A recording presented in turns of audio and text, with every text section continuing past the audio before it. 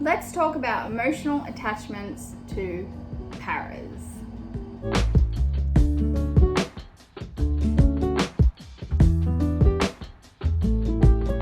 If you don't know what a para is, I have a whole video dedicated to paras if you want to check that out.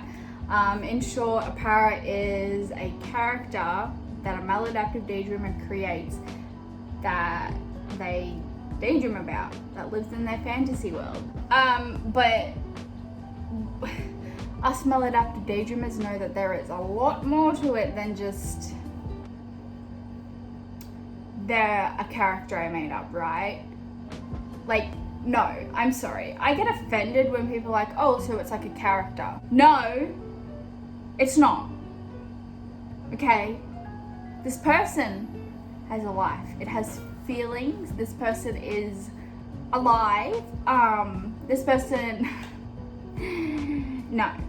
It's like calling someone an it when you call my para a character, like, there's someone down there. Anyway, so yeah, no, please don't do that. Like, I know I literally just was like, yeah, it's a character, but that's because I'm trying to explain it to someone who doesn't understand what a para is.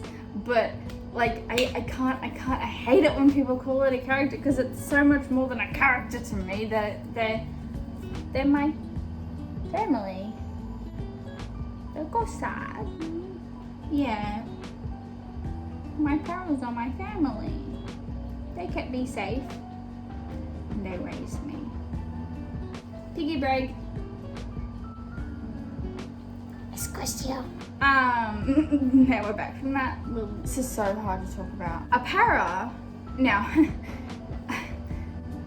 there's a key point that is always mentioned by medical professionals when they're talking about maladaptive daydreaming. And it's that maladaptive daydreamers know that their paras or their life, their fantasies in their head aren't real. Yeah, I know. Us maladaptive daydreamers, we don't like that. We don't like the phrase not real. No, because yes, we know that our paras and our fantasy life stuff doesn't exist in this reality. But to say it's not real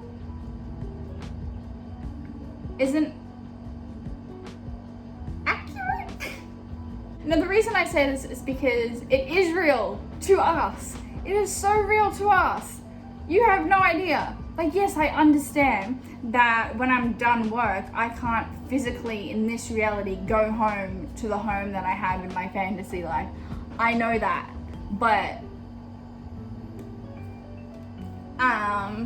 so I physically can't go home in this reality. But when I get home, I'm going to start daydreaming as if I'm in that reality. Something that I understand that most non-maladaptive daydreamers can't get their head around is that when maladaptive daydreaming is really bad, we don't have a life here. We do things so that we can continue to daydream. Yes, we go to work so that we can afford to live in a house, so we are in a safe place to daydream when we come home from work. We eat because we need to eat in order to daydream. Sometimes we eat so that we can pace for long hours and it doesn't make us sick. When it's really bad, everything we do is devoted to daydreaming and helping us daydream. There are people who will do whole courses in order to understand something that is happening in their paracosm better. I have done years and years of research for topics so that I understand them enough to incorporate them into my paracosm. Right now, it's not as bad as this, what I'm describing, but there was definitely a time where it was this bad, and a lot of maladaptive daydreamers have been there. Their whole life in this reality is devoted to living in another world. And You need to I know people will think, then just snap out of it. Well, it's not like that, is it? If you were told that you've actually been living in a simulation, and in order to go back to reality, you have to kill all of your family and all of your friends, that's essentially what it's like telling a maladaptive daydreamer to just kind of stop daydreaming, because there's probably I've been a maladaptive daydreamer since I can remember, but there's about 4 years of my life where I can't remember anything from this reality because it was just all fantasy. I never spent more than 5 minutes at a time in this reality. I was always switching between my paracosm and making sure that stuff wasn't happening in this reality that I needed to focus on. I was constantly in my paracosm and daydreaming. These people, these characters, these paras became my family. For those of you who don't know, I have dissociative identity disorder, and that basically happens when a child goes through severe childhood trauma. I'm trying to emphasize how important my paracosm was and how important my paras were to me. My paras, with the help of alters, literally saved my life. If it wasn't for my paras, I would not be here. And you can use your imagination and work out what I mean by that. 100% I would not be here if I wasn't a maladaptive daydreamer. My paras gave me things that this reality denied me. As a child, you need basic things, right? Everybody on this planet has basic needs, but a child is more vulnerable and needs more stuff.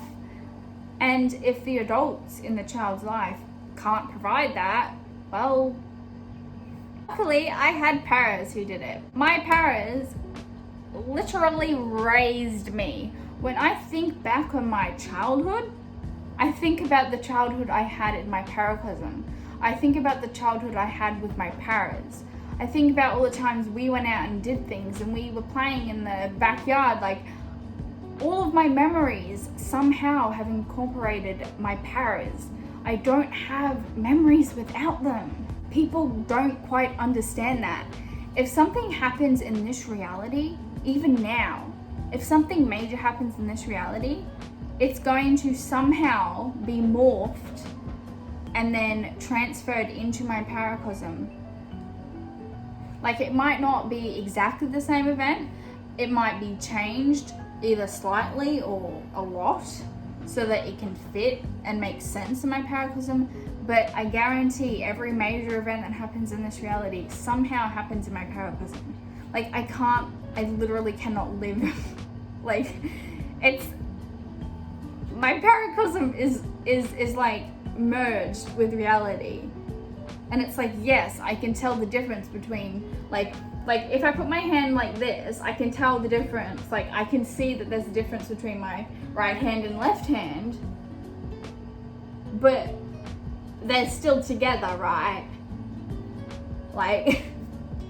I know that my paracosm, my paras aren't real, but they're very real to me, and I've relied on them my whole life. They are literally my family. They raised me, and I am emotionally attached to them, and I will forever be emotionally attached to them.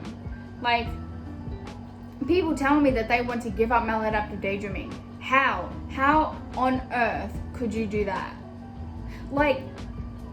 If you manage to do it, well done to you.